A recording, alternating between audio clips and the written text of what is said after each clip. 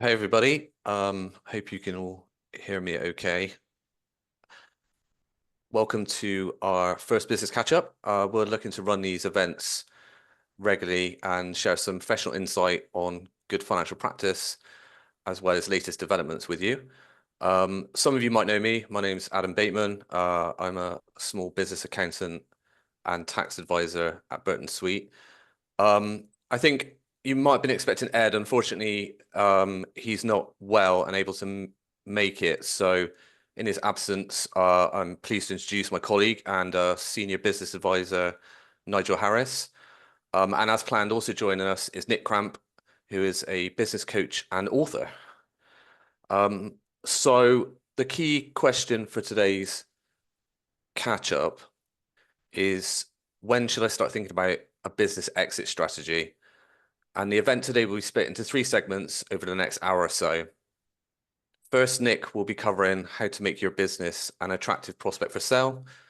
And after this, Nigel, sorry, will explore what specific actions your exit strategy could involve. And then at the end, there'll be an opportunity to ask our speakers any questions. If you have any sort of technical difficulties or you come across any questions you might have, please just add them to the chat and we will pick them up after the speakers are presented. Captions and subtitles are also enabled. You can turn them on by selecting the option on the menu bar below should you need them. And this event is being recorded, but no faces or names will be on the recording. We'll look to distribute this afterwards if you want to digest some of the points. And if you need to slip away at any point, feel free to do so. As I said, the recording after the session will be mailed out. And if you could just reply to that email with any feedback. Obviously, this is the first time we did it, so expect probably at least one technical problem. But any feedback is good, and hopefully we can build that into the future. So now I am going to look to hand you over to Nick, and thank you for joining us. Thanks, Adam. So the question we're addressing today is a question that most business owners come up to at some point in their business life.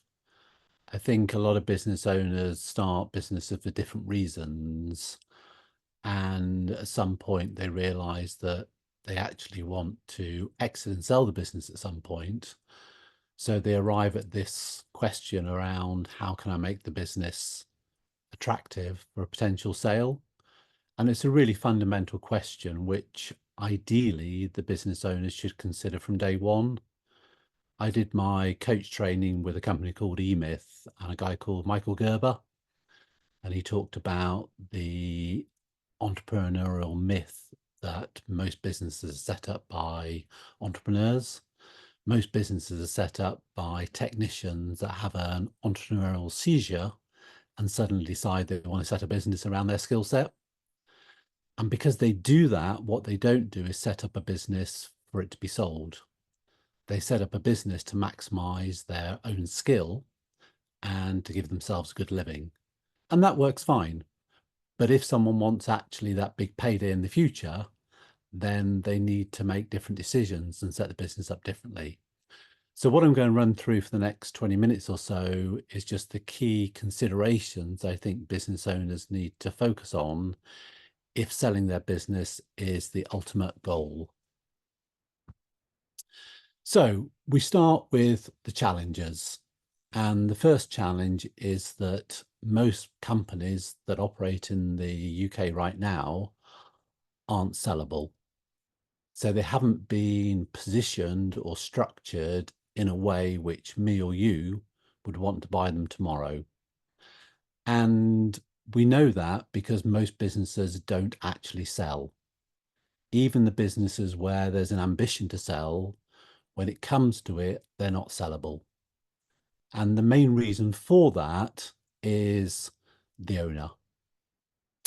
And the owner, MD, founder, is in this instance part of the reason why the business probably won't sell, because they've created a business which is too dependent on them.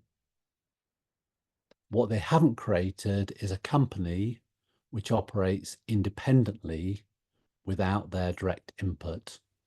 They built a business around their skill set. And that's perfectly fine as an ambition. I mean, my own business is one of those. And that contrasts with something like Burton Sweet, which is a company. And I think there's a real difference between a business and a company.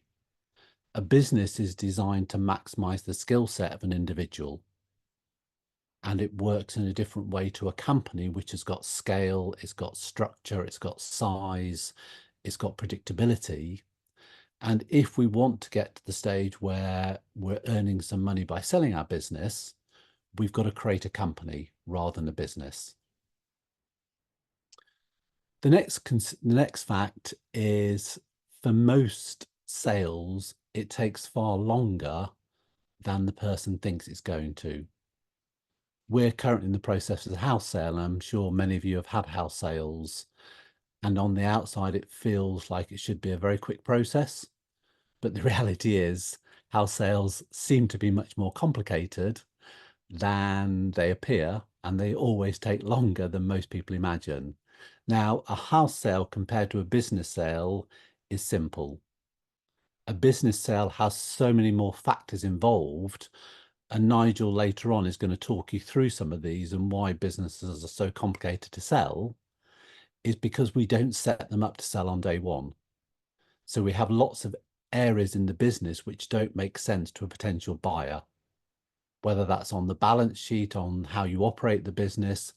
They're too unique, they're too different, and therefore they're hard to buy. So the fact is that businesses take longer to sell than most people imagine, which means most business owners need to start far sooner on creating a sellable business. So let's first of all look at a reality check. So these are a number of things that you need to apply back to your own business to work out how sellable your current business is. The first thing we've got here is the classic one, which is differentiation. 95% of businesses in this country compete on a differentiation strategy rather than a low-cost strategy. There is a small percentage of the market which operates as being the low-cost alternative, but for most of us, the way we win business and the way we retain business is being different. Now, the reality is that the more different you are to the competitors, the more valuable the business is. If you've got a very commoditized business, which is just slightly different, then the value of that business is far less.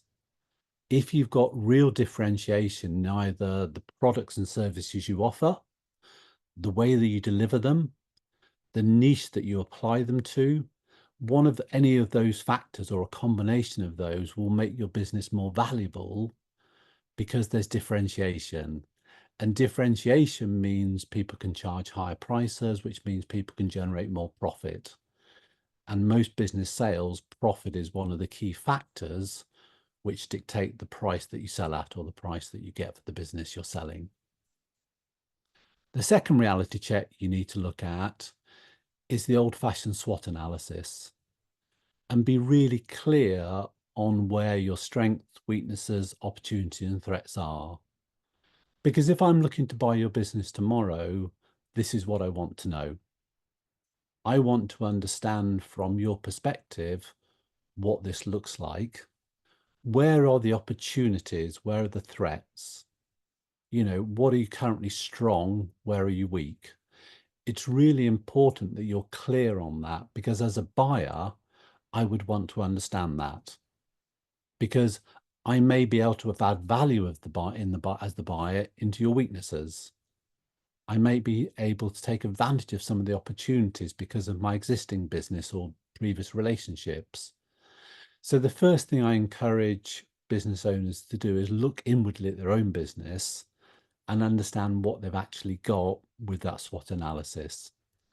And then the third check that I suggest is you speak with your accountant and you get a current valuation, and they will give you a realistic valuation of what you've currently got, which is sellable, and how much someone would probably pay for it. And then simply you've got to match that number against your desired valuation. You know, if your desired valuation is that you sell in 5 years' time for 3 million, then you can work back from that point. If your business is valued at 1.5 million today, then you've got 1.5 million of value to add in the next 5 years. So it's really important that you start with the end in mind, understand what number it is that you would sell the business for. What's the figure that would make it worthwhile selling? Because if we don't know what we'd sell for, it's very difficult.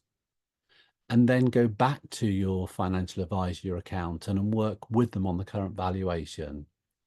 And valuations are complicated. You know, there's different types of assets. There's things like goodwill. There's lots of different elements, which Nigel, again, will go through in more detail, which add up to the valuation. And they're going to be different for each business. So it's really important right now, if selling the business in the future is an aspiration, that you understand what the current value is and therefore what the gap is between that current number and the desired figure you want to take out. So let's look at the key elements that impact the valuation that you can start to work on today, which if you improve these will definitely improve the valuation. So the first one here is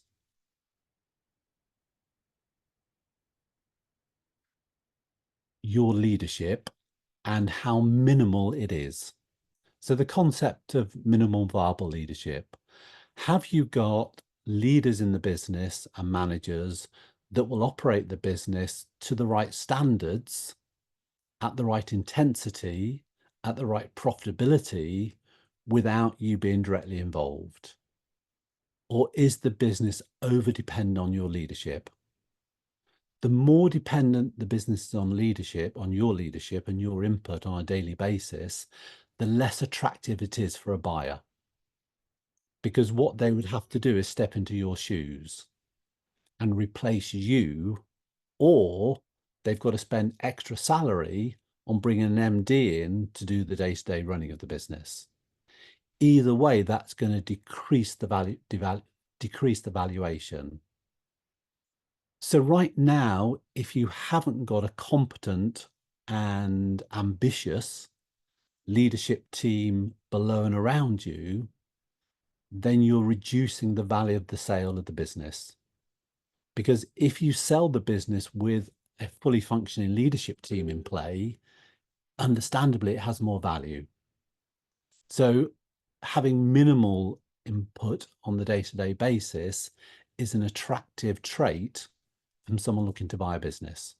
It's not over dependent on the owner, and it's got a really good, well-qualified, embedded leadership team to do the day-to-day running of the business. So if you think about a franchise, you know, we could all buy a McDonald's franchise tomorrow and we will be able to run it because it's got a manual, it's got a way to operate, and it doesn't need a lot of leadership. Next slide, please, Adam. And that feeds on to the second element, which is the leadership capacity and capability.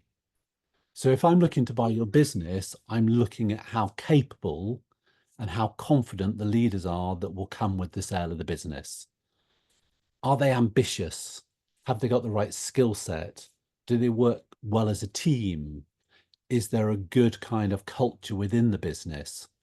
All of that is an intangible to some extent, but it would be part of the goodwill valuation, which is the extra amount I would pay for a business on top of the assets for all of that intangible stuff. So it's the soft bit of the business, which is harder to see on the balance sheet, but is something that they would get to witness and feel and speak to when they did the due diligence. So having really good leadership capacity and capability in the business, again, will increase the valuation at the point of sale. And then the third element is what I referred to when I was talking about McDonald's, which is this playbook. Franchisers have a dirty, great big manual which tell you how to run a franchise. So when you buy a franchise, you're buying the playbook. You're also buying the brand, and those are really the two assets you're buying. The brand brings you customers, The playbook tells you how to deliver the product or service at the required level. So every business, if they're looking to sell, needs a playbook. They need to write down and document what makes the business successful, what makes the business tick. How do you deliver your service? How do you kind of interact with your clients and customers?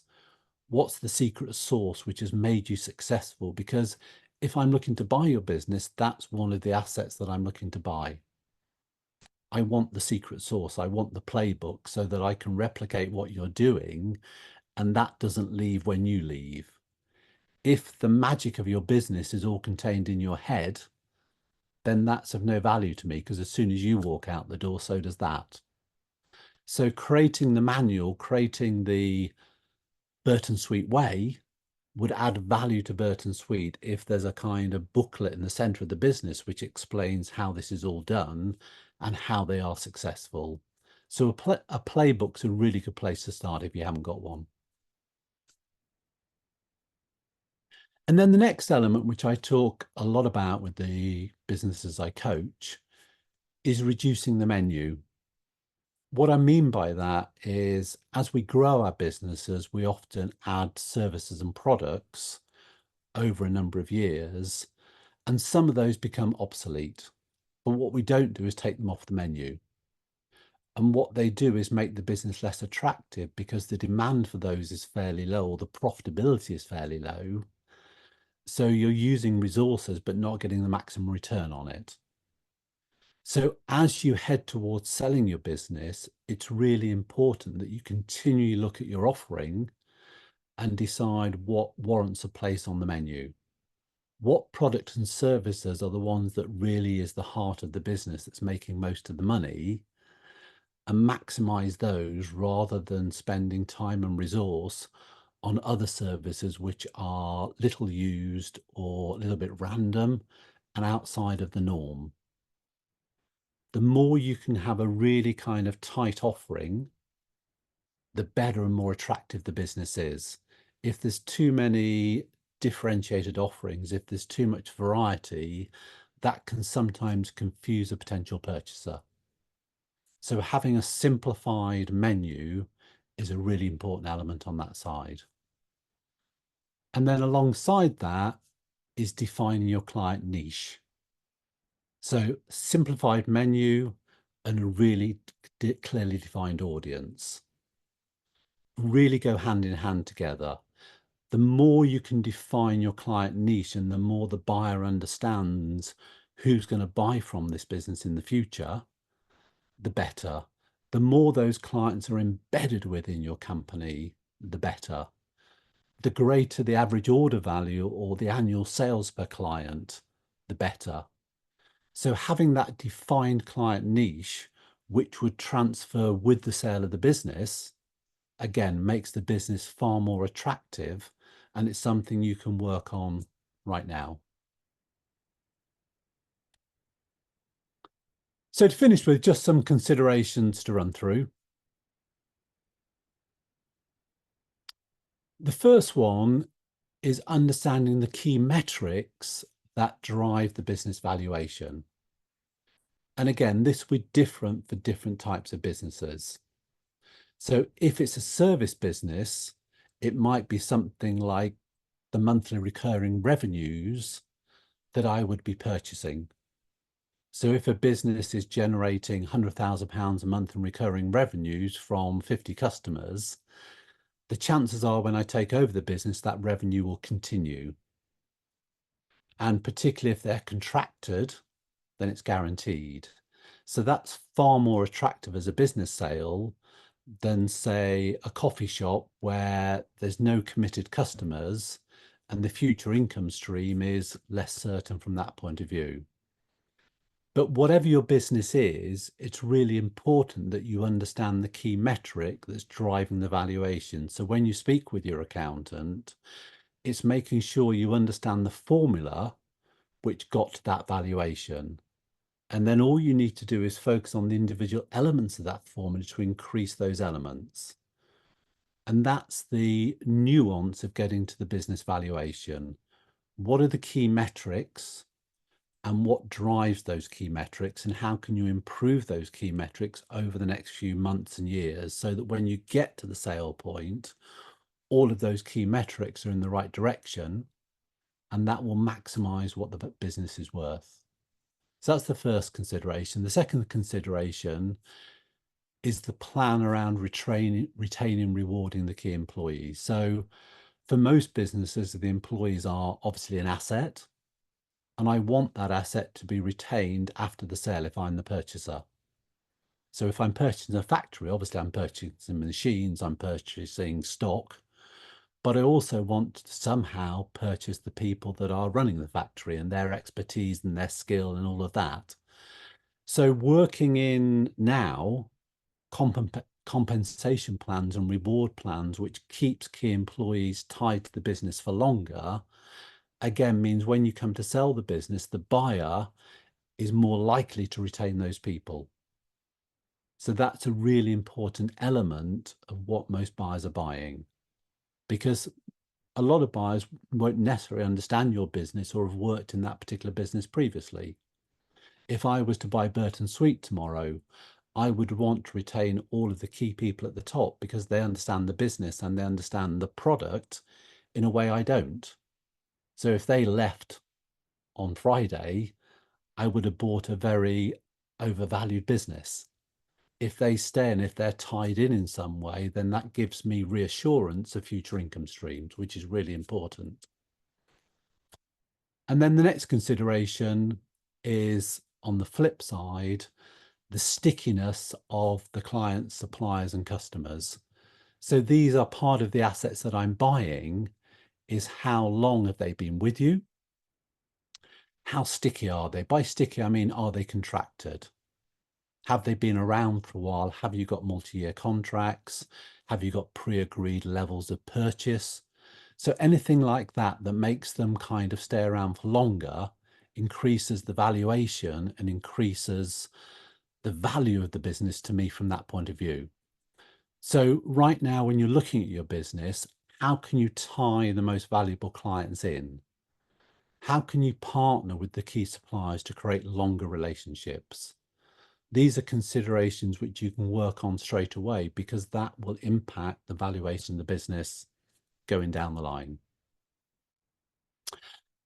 So that's it for me. That's the brief overview of the elements in play. I'm now going to hand over to Nigel, who's going to talk to you about money and numbers and more technical stuff. And then at the end, I'll be available for questions from that side.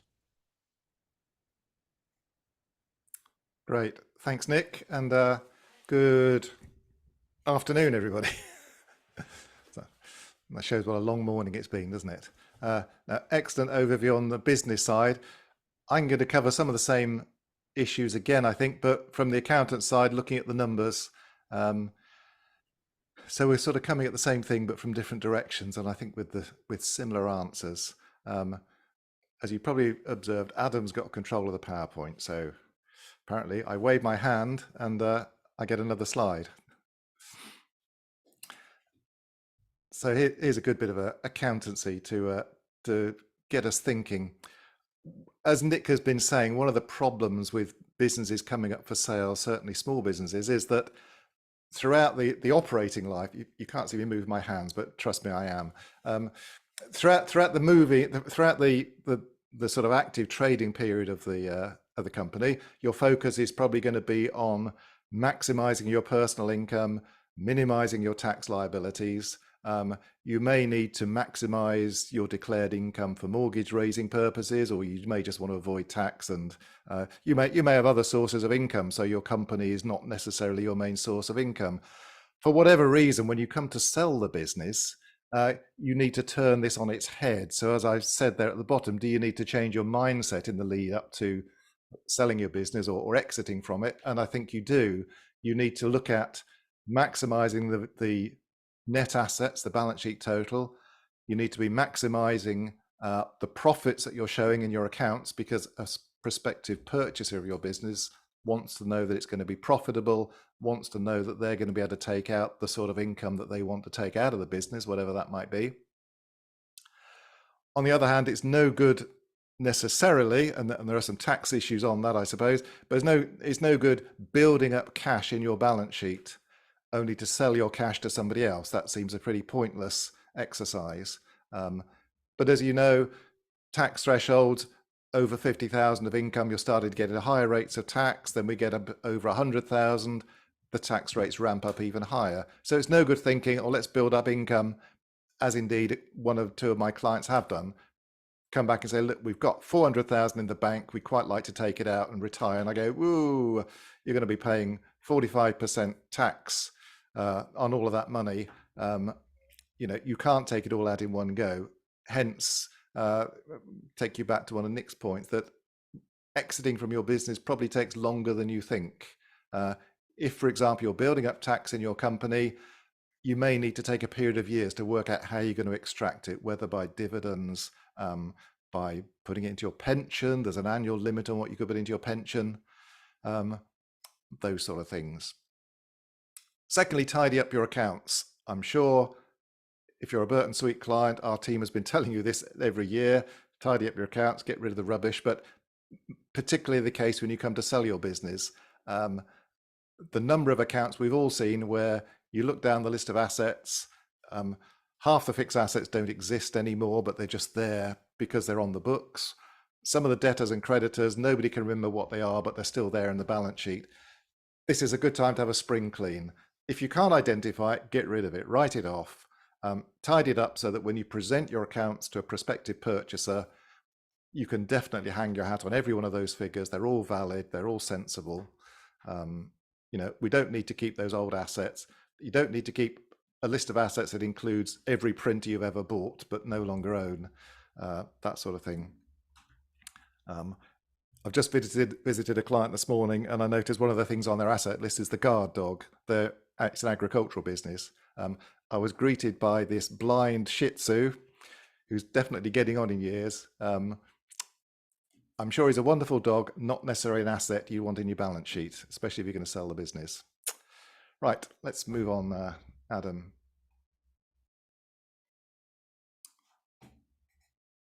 As Nick said, timing is everything, isn't it? And as I've already alluded to that, tax planning takes time. So give yourself enough time. Somebody's going to ask the question, how long is enough? I've no idea really. But if you said 5 years, that wouldn't be unreasonable. 2 years isn't long enough, I don't think, unless your business is extremely organized and you've been extremely disciplined. A couple of years probably isn't long enough. So be thinking 5 to 10 years. That's. I mean, I appreciate that in many people's their circumstances don't allow them to take that sort of time to get this sorted out. I suppose what I'm saying is that if you've got less than 5 years to get organized and exit the business, maybe through health reasons, nothing that you could have foreseen, you may not get the optimum output result. Consider whether this is a good time to sell at all. And I think I was couching that when we've done this presentation before, in terms of there are some businesses where values are starting to drift off. If yours is a business which is threatening to be superseded through technological advances, competition from outside, maybe your business isn't worth as much as you think it is. So do ask one of our team. We've got business advisors and agents that we can consult. Is this a good time to sell? How do you go about selling?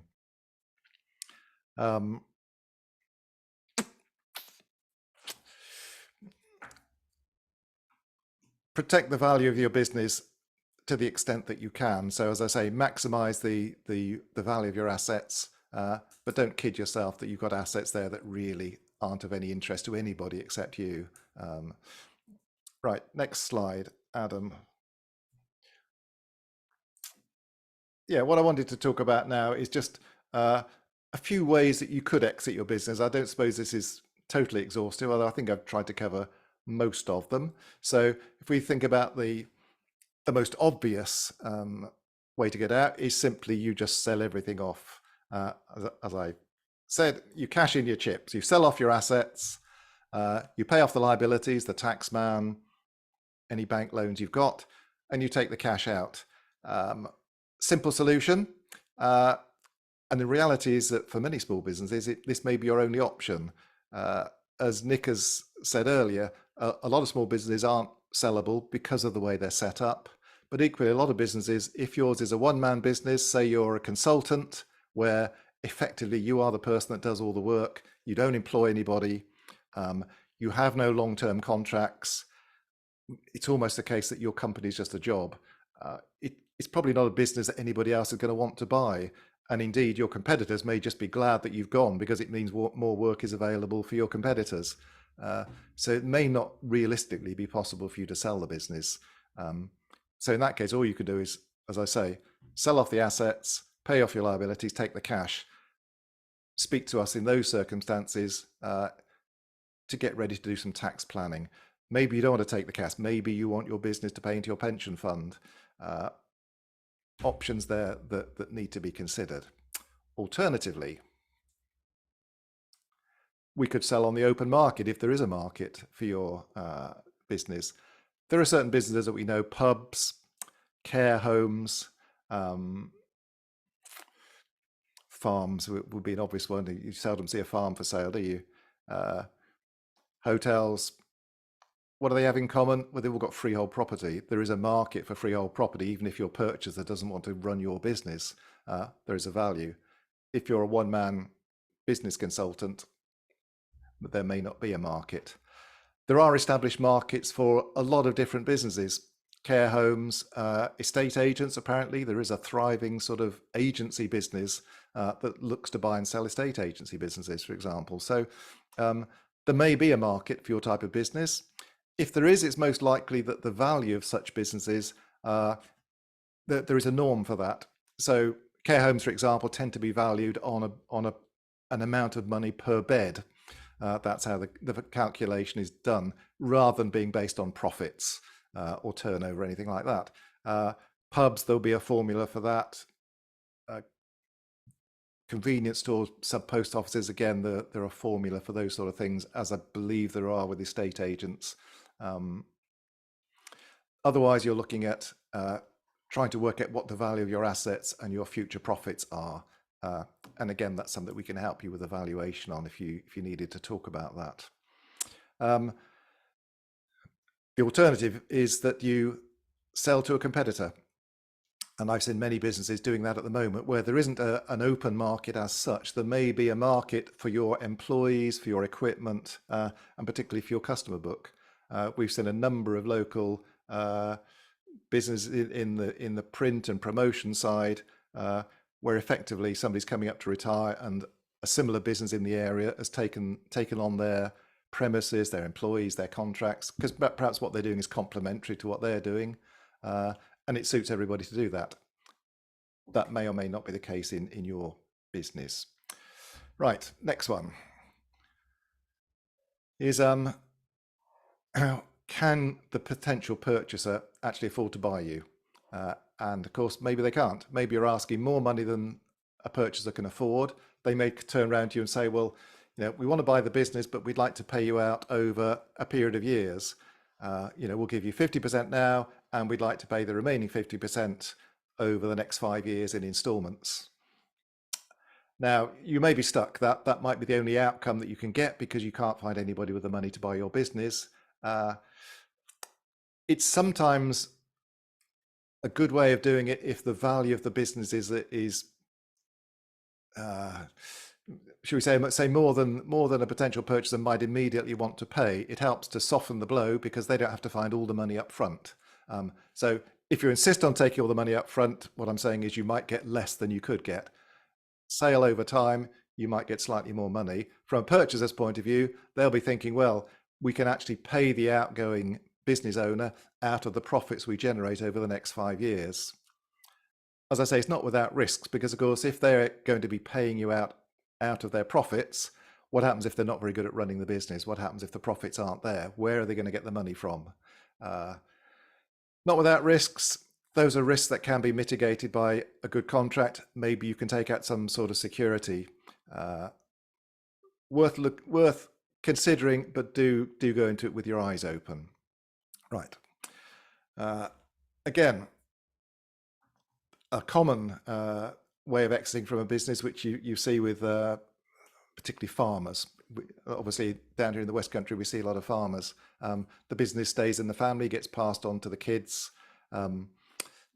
Generally, the idea founders a bit when the farming succession runs out of boys and it's only girls who, there are some lady farmers, but not so many.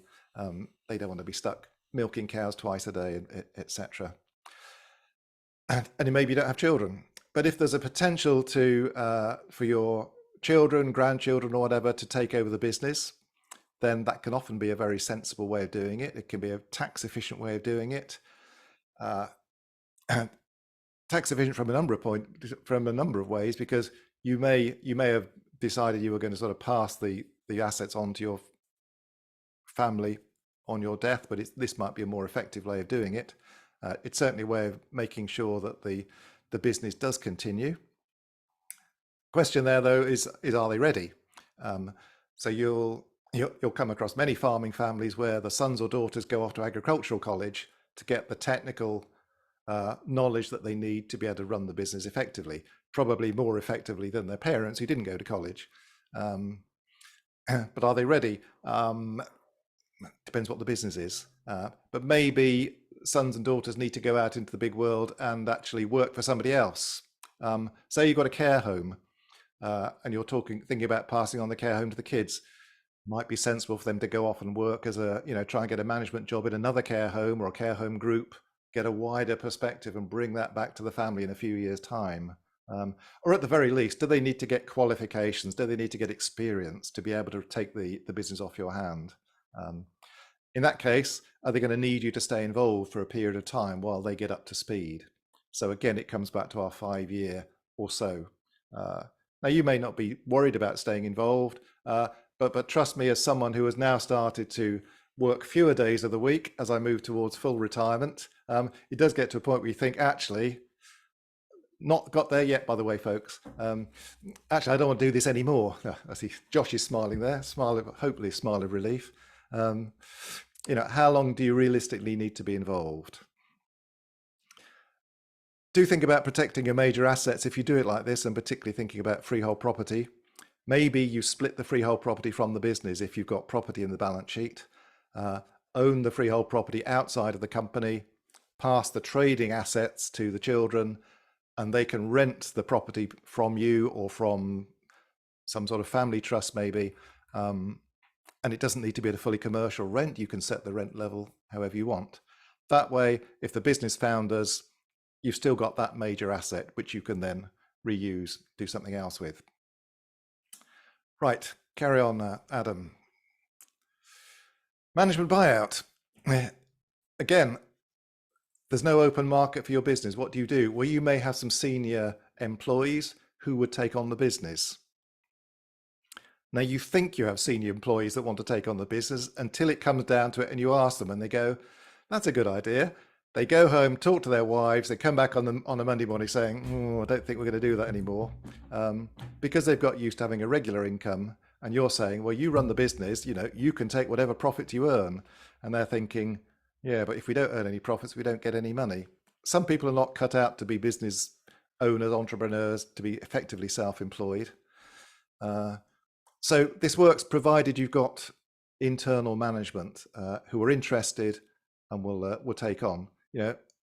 This is coming back, to those situations where there is no third-party interest in your business and you've got to find somebody internally. Many businesses will go out and recruit management with the intention of those people then taking on the business. Within our profession, you'll see many adverts in the accountancy press for partner designate. So you would join a firm as a manager, but with the intention that you will become a partner or a director in the business over X number of years. So it's not the be all and end all if you don't have that management in place, but you may have to go out and recruit them. Comes back to my previous point, might take you 5 years. There's a risk that you take them on, after 3 years' time, they go, actually, this business isn't what we thought it was. We're not going to do it. that winds your clock back to zero, and then you're starting, starting another 5 years. How do you structure that earn-out with them? We'll look at employee ownership trust just briefly at the end here. That's a kind of management buyout where there is at least a clear structure. But if your management is going to take over, they probably don't have any capital. How are they going to pay you? How are you going to structure that to be tax efficient for both parties, for it to be affordable, and to mitigate the risk where they take the business and run it into the ground, and then there's no money to pay you. Next one, Adam, is employee ownership trust. Oh, there we go. See, Adam is running the slideshow, so I can't actually see what's coming next. Although I did try and run it here. Management buyout. Here we go. Yeah. So employee ownership trusts are a relatively new thing, but they are quite popular in certain types of business. Certainly aware of a big IFA company that uses an employee ownership trust. Who else did I see that owns one? I think Paramo, the outdoor clothing business, the owner there has passed it on to an employee ownership trust. There are a few other well-known names.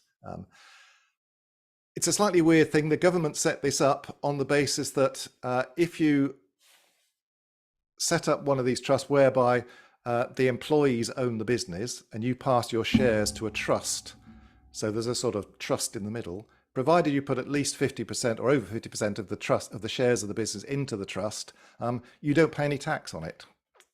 Seems like a bit of a no-brainer, doesn't it?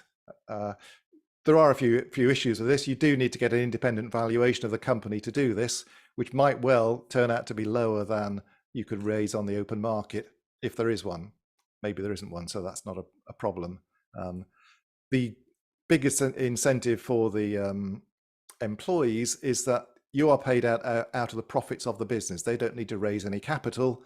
Profits of the business go over to the trust, which is then paid to you tax-free. So payment obviously is going to be over several years. You as the vendor can stay on the board of the company until you're paid out, and typically most do. Many then stay on as consultants thereafter because they perhaps are the figurehead of the original business, and they quite like to be involved still. You can imagine it would be the sort of thing that would attract somebody like the Richard Bransons of this world, who like to stay involved but actually don't want to get involved in the day-to-day running of the business. A few tax breaks that are worth mentioning as we wind up this little section, and you would expect me to talk about tax, wouldn't you? Clearly, one of the biggest incentives, or one of the biggest tax incentives that we had over the many years, is what used to be retirement relief. When you came to retire, there will be tax reliefs and benefits that would reduce or wipe out your tax liability. That was then replaced by entrepreneurs relief. I can't remember if there was something in between that. That's now been rebranded business asset disposal relief. At one time, entrepreneurs relief enabled you to sell up to £10 million or incur £10 million worth of gains on disposal of your business. It's down to 1 million. You have a lifetime allowance of £1 million of profits now. Not quite so generous, but nonetheless, you can get £1 million taxed only at 10%, which is quite attractive. Now, top rate of capital gains tax is only 20%, so I know it's half of that, but let's compare that with the top rate of income tax of 45%. It's still a relatively low rate of tax at the moment. We're getting conflicting messages from the different political parties. The Conservative Party from time to time do consider abolishing capital gains tax altogether. It doesn't raise a huge amount of money. It does send out a political message, though, and it doesn't seem to be any appetite from any of the parties to get rid of it these days. In fact, I think there's some talk about increasing it. There are some issues to be aware of with business asset disposal relief. It only applies to trading companies. So if you've got lots of investment properties in your balance sheet, for example, or if you're holding lots of cash or investments that you don't use for day-to-day trading, then you might not get 10% capital gains tax rate, at least on everything. You might get it on part. So do think about that. Do consider also your inheritance tax position. If you own shares in a trading company, those will qualify most likely for 100% business property relief. So when you die, there will be no inheritance tax on those assets within your estate. Of course, if you sell those shares before you die and on the date of death you're holding a load of money, cash, that's going to be taxable at 40%. So we've got nothing against 40%. Again, need to plan for it. Does it take 5 years? Potentially it does. You know, you need to start having those conversations now. Right, Adam, next one. Pension planning. When we last did this presentation, we did have a pension advisor on site. So I now have carte blanche to say anything slightly, I'm not going to say dodgy, but I'm not a pension expert. So let's preface what I'm going to say by that.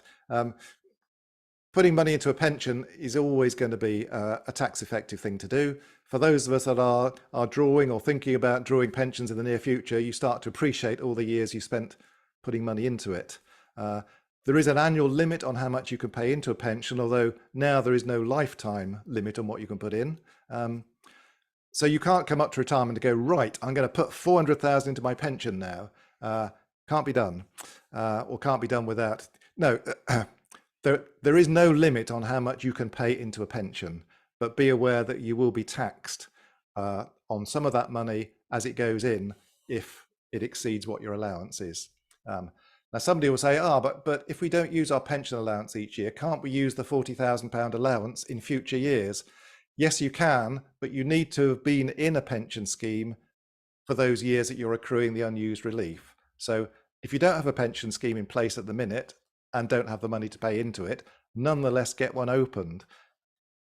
The pension company won't love you for paying 10 or 50 pounds a month into a pension, but at least if you're eligible to pay into a pension scheme, that will then mean that this year you could pay up to £40,000 a year into your pension. But the £40,000, it's the higher of your, no, it's not, it's £40,000 or less if your salary is less. It's your salary income that determines the amount you can pay in. If your salary is over 40,000, you can only put 40 in. If you pegged your salary at the national insurance limit of just under £10,000 a year, that's going to be the most you can pay into your pension each year. Again, comes back to my point about this maybe needs 5 years, because you may need for the next few years to up your salary to say £40,000 a year. Perhaps you and your spouse partner £40,000 each, so that you can then put £40,000 each into your pensions. The company can't afford to pay you £40,000. Okay, put it onto your director's loan account, leave the money effectively loaned back to the company, but that will at least give you the opportunity to pay into a pension. That's about all I'm going to say on pensions, because you need to take advice from an IFA beyond that. But just be aware that pensions are a very effective way of structuring your exit from the business, maybe extracting the value of the business if there's no other way of doing it.